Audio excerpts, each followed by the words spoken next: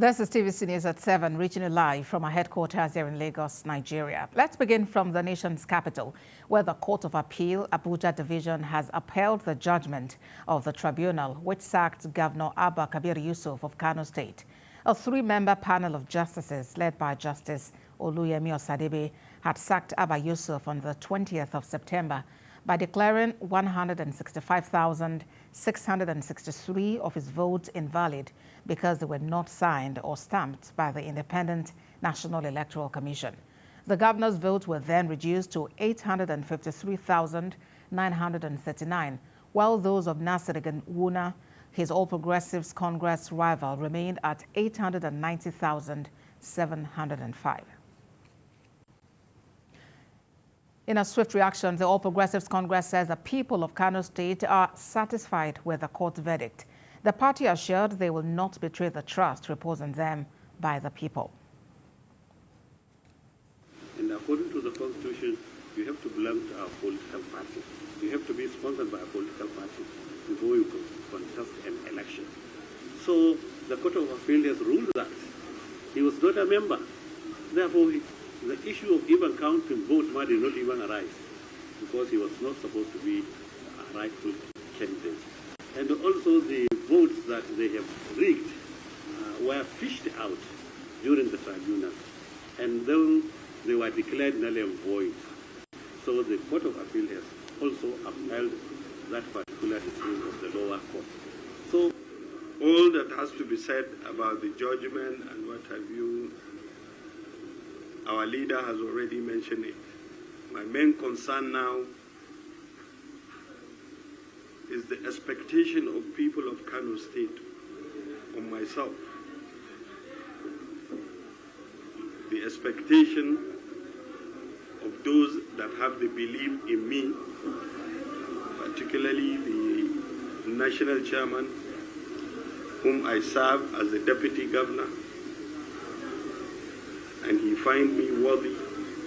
For more perspectives on the court's decision, I'm being joined on the news by TVC News correspondent Ibrahim Issa and the National Legal Advisor of the New Nigeria People's Party, Robert Hahn. Let me begin with you, Ibrahim. On the 20th of September, when the Kano State Election Petition Tribunal delivered judgment, it was virtual. And of course, that as a result of the volatility of, the seriousness, sensitivity of the case. Talk to us about what the situation is in Kano today.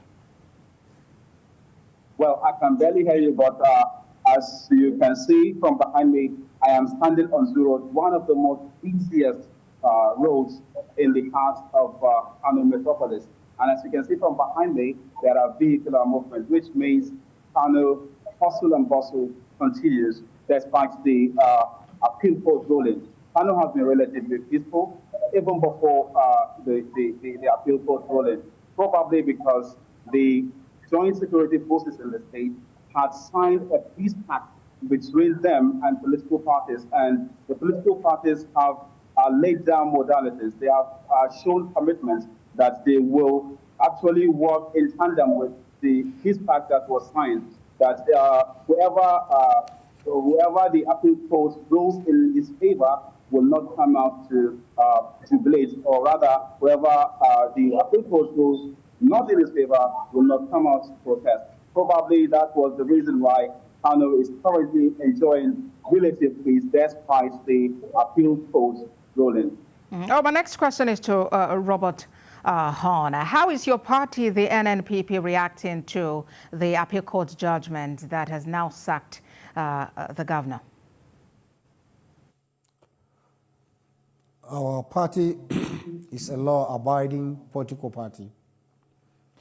Our reaction is to approach the Supreme Court of the land to further seek legal redress from what we perceived and what most Nigerians perceived as an injustice, an aberration that can never stand in the face of established principles of law, as enunciated by several decisions of the Court of Law, including the very Court of Appeal that gave the judgment today.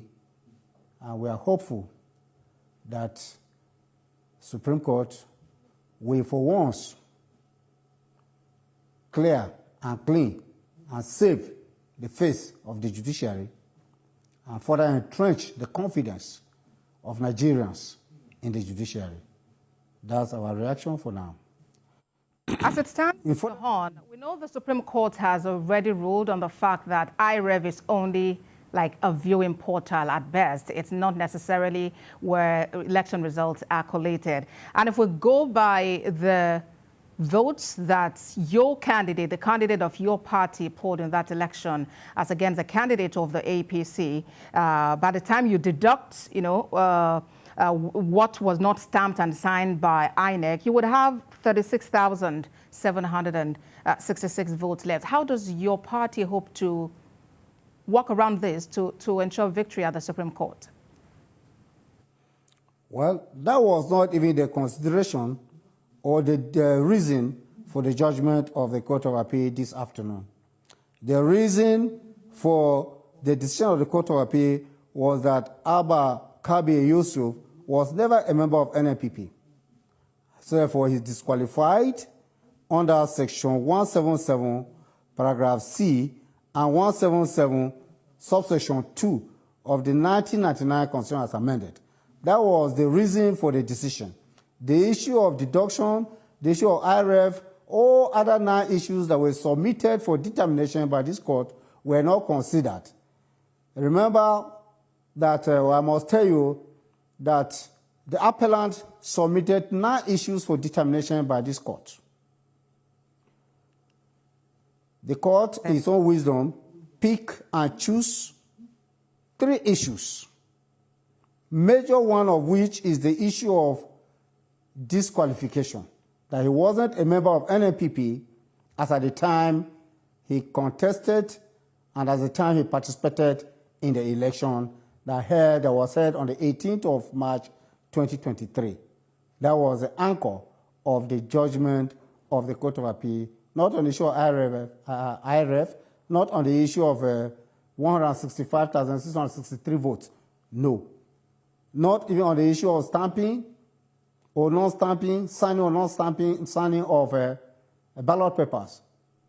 The court did not even consider the issue of dumping of evidence. None of those issues of documents, none of those issues were considered.